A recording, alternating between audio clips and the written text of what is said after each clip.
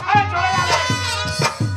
মহারাজ, আমার কি অপরাধ এখনই রাজ্য ছেড়ে চলে যেতে হবে? রামানন্দ, কি অপরাধ তুমি করেছো তা শুনতে চাও? তোমার সুন্দরী মেয়ের ভুবন গুণালু রূপ দিয়ে পাড়ার সকল ছেলেদের মাথা খেয়েছ, এমনকি আমার জ্ঞান কুড়াল মাথাটুকু খেয়েছ। আর তুমি বলছো তা কিছুই বুঝো না কেন? মহারাজ, আমি এসব কিছুই জানতাম না মহারাজ, আমাকে আপনি ক্ষমা করুন মহারাজ। রামানন্দ, ক্ষমা করে দিব। চাকরের বাচ্চা,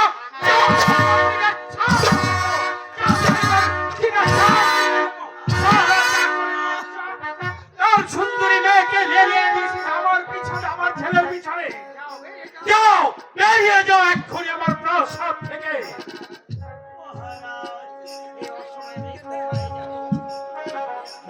মহারাজ, এই সময় আমি কোথায় যাব মহারাজ?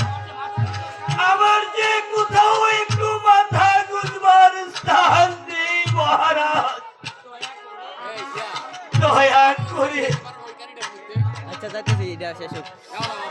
আচ্ছা আচ্ছা, দয়া করে আপনার রাজ্যে একটু স্থান দিন মহারাজ।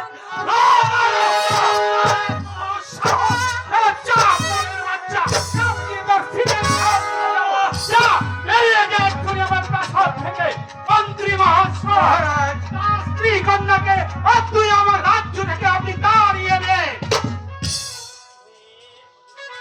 বেশ, তাই যাচ্ছি মহারাজ, তাই যাচ্ছি। কিন্তু যাবার পূর্বে একটি কথা বলে যাচ্ছি মহারাজ, যে রাজ্যে রাজার বিচার নেই সেই রাজ্যে থাকা না থাকা সমানই কথা। আরো একটি কথা বলে যাচ্ছি মহারাজ, এক হাতে কোনদিন তালি বাজে না, দু হাত লাগে। এই দোষ শুধু আমার নয় মহারাজ, এই দোষ আপনারও আছে মহারাজ, আপনারও আছে। এই কে আছিস? আদেশ করেন মহারাজ। শুধু তাই নয় মহারাজ, শুধু তাই নয়, যাবার পূর্বে আমি আপনাকে অভিশাপ দিয়ে যাচ্ছি। যে হাতে আপনি আমাকে চাবুক মেরেছেন, যে পায়ে আমাকে লাথি মেরেছেন, ভগবান যেন এর বিচার আপনাকে করে, এর বিচার আপনাকে করে।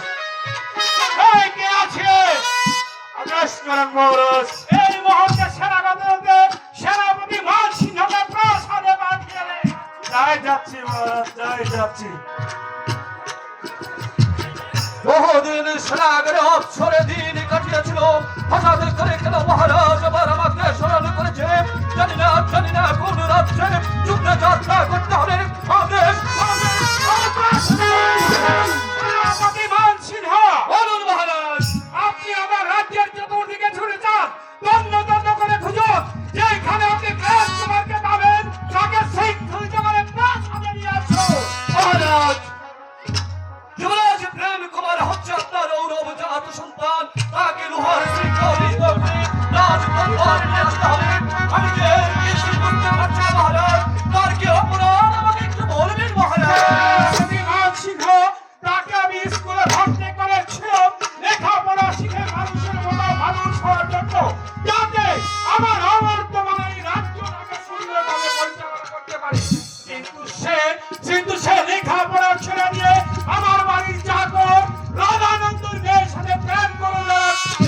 তাই আপনাকে এখন আমি আদেশ করছি, আমার রাজ্যের উত্তর থেকে দক্ষিণ প্রান্তে, পূর্ব হতে পশ্চিম প্রান্তে সব জায়গায় তন্ন করে খুঁজে যেখানে প্রেম কুমারকে যে অবস্থা পাবেন তাকে শৃঙ্খলিত করে এই প্রাসাদে নিয়ে আসুন। তাই হবে মহারাজ, আপনার আদেশ মাথায় নিয়ে আমি এই মুহূর্তে চলে যাচ্ছি।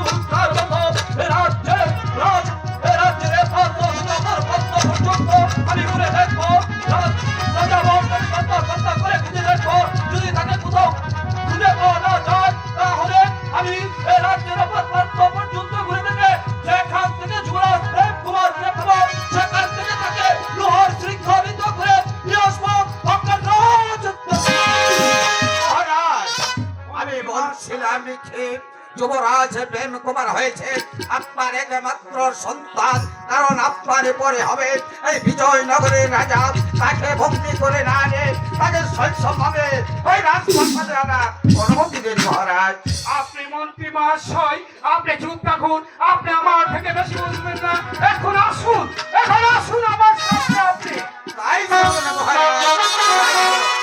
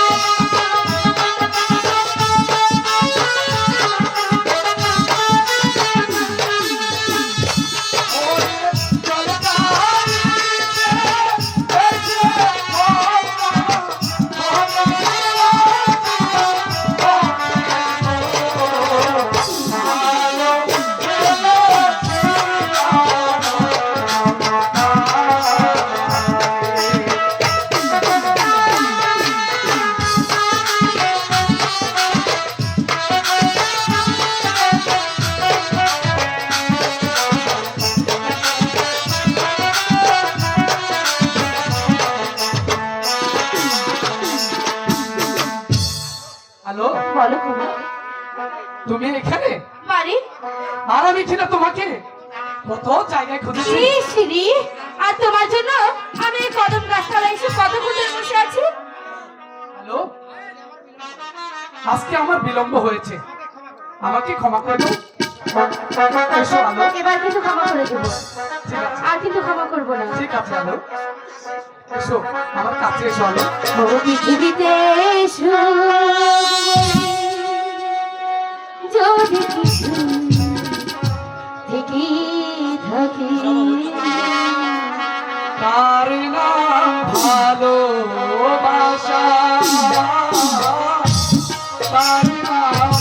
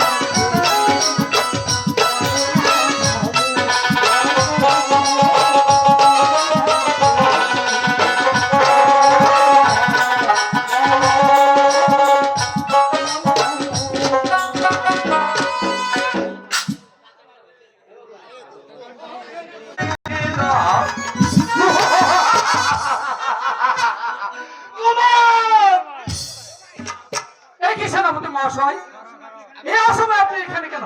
অসময় নেই, ঠিক সময় এসেছি, আর দুজনকে একই সঙ্গে পেয়েছি। সেনাপতি মহাশয়, আপনি এখান থেকে চলে যান।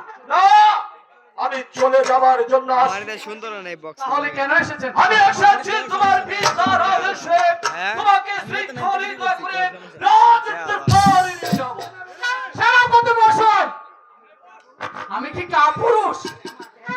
আমার দেহে এক বিন্দু রক্ত থাকতে বিনা যুদ্ধে আমি হব বন্দিত্ব শিকার।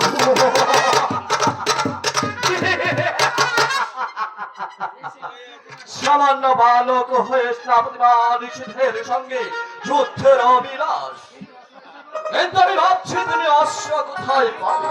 তাই তো ভাবছি, কে আমাকে একখানা অস্ত্র দিবে? অস্ত্র আমি তোমাকে দেব, কারণ স্থাপতিমান নিষেধ হোক নীর অস্ত্রধারীকে আঘাত করে না, আর নীর অস্ত্রধারীকে আঘাত করে স্থাপতিমান নিষেধের সম্মান থাকে না। কোথায় প্রহরী? মহারাজ, এই নাও তোমার অস্ত্র।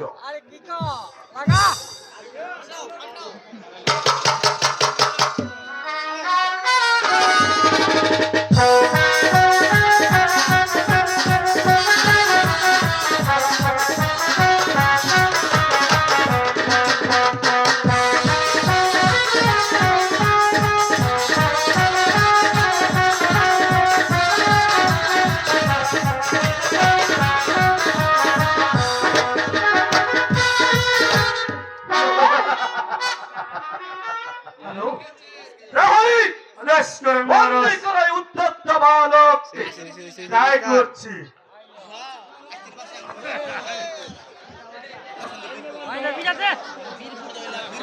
নিয়েছ অন্ধকার কারাকক্ষে। কুমার, হ্যালো, সেনাপতি মহাশয়, লেগো কি? আপনাকে আমি অনুরোধ করে বলছি, আমার কুমারকে ছেড়ে দিয়ে আপনি আমাকে বন্দি করে নিয়ে চলে যান। না, তোমাকে বন্দী করতে পারি না। প্রেম কুমার যে অপরাধ করেছে তার শাস্তি তাকে পেতে হবে। নিয়ে যাও প্রহরী। কুমার, হ্যালো, তুমি কোনো চিন্তা করো না। হ্যালো, যদি আমাদের ভালোবাসা শক্তি হয়, পৃথিবী কারো শক্তি নেই। আমাদের ভালোবাসা কে?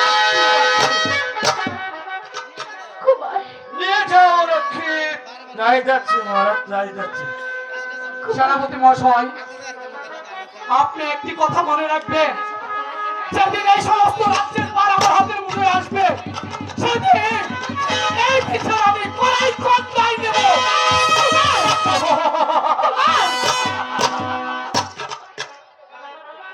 হ্যালো, সেই সুযোগ কুমারের কোনোদিনও আসবে না। আর তুমি শোনো সুন্দর,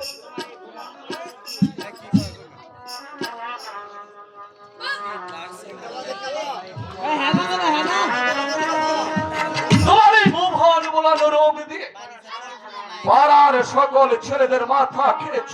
হয় না। শেষ পর্যন্ত এসে যুবরাজ প্রাণ তোমার মাথা পর্যন্ত খেয়েছ। আর যদি কোনোদিন ভবিষ্যতে কুমারের সঙ্গে মেলামেশা করার চেষ্টা করো, তাহলে আমি তোমার কথাটা মনে থাকে। হে ভগবান, এখন আমি কি করব? কেমন করে আমার কুমারকে আমি রক্ষা করব? না না, আমি এখানে বসে থাকতে হবে না। যেমনি করে হোক কুমারকে উদ্ধার করতে হবে।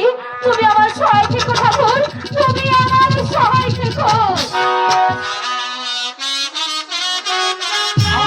মহারাজ, আমি সেনাপতি মান সিংহকে পাঠিয়েছিলাম প্রেম কুমারকে ধরে আনতে, কিন্তু সে এখনো পর্যন্ত ফিরে আসছে না কেন? আমিও তো তাই ভাবছি মহারাজ, সেনাপতি মান সিংহ এখনো পর্যন্ত ফিরে আসলো না কেন? মহারাজের জয় হোক।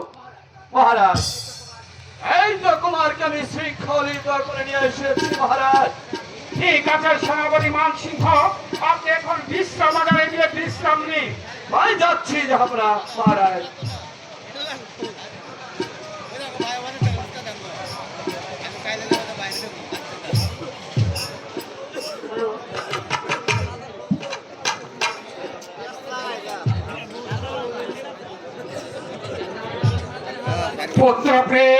পিতা তুমি নাকি আমাদের বাড়ির চাকর রমানন্দের মেয়ের সাথে ভালোবাসা করেছো, এই কথা সত্যি না মিথ্যা? পিতা থামলে কেন? বলো তুমি। পিতা এই সমস্ত সত্য। মন্ত্রী মহাশয়, মহারাজ তাই যদি হয় তাহলে তাহলে এইরকম পুত্রকে আমি পৃথিবীতে রাখবো না। আর যে পুত্র বংশের মুখে চুল কালি দিতে পারে সেই রকম পুত্রকে আমি পৃথিবী থেকে সরিয়ে দেব। শোনো যুবরাজ প্রেম কুমার, কেন আমার পুত্র কি অপরাধ করেছে যার জন্য তাকে দুনিয়া থেকে শুনেছ রানী, শুনেছ তোমার পুত্র আমাদের বাড়ির চাকর রমানন্দ আত্মের মেয়ের সঙ্গে নাকি করেছে ভালোবাসা।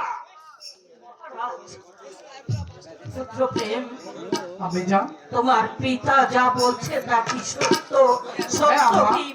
সত্য কি তুমি ওই বাড়ির চাকর রামানন্দর মেয়ের সঙ্গে তুমি নাকি প্রেম করেছো?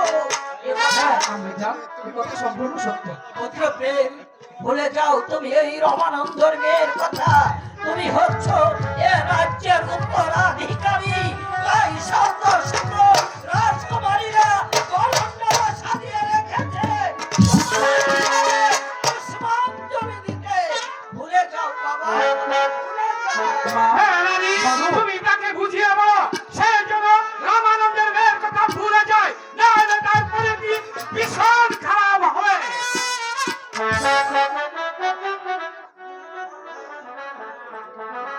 পুত্র প্রেম, ভুলে যাও বাবা, ভুলে যাও।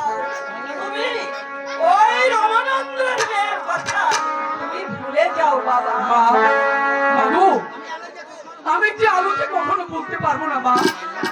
আমি যে আলোকে ভালোবাসি মা, আমার এই মন প্রাণ দিয়ে ভালোবাসি আলোকে। তাকে আমি কোনোদিন বলতে পারবো না মা, তাকে আমি কোনোদিন বলতে পারবো না। তাকে আমি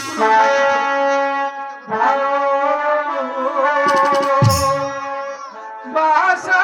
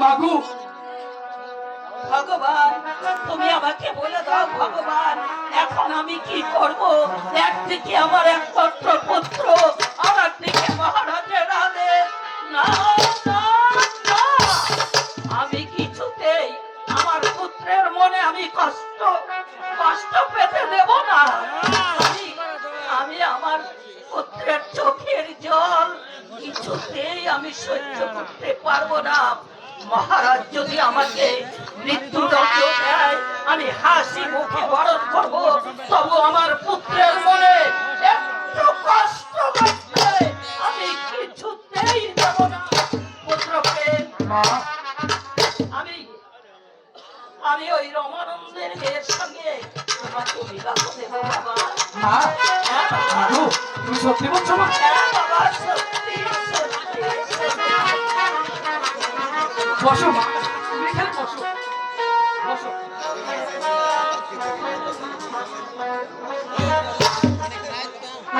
মা গো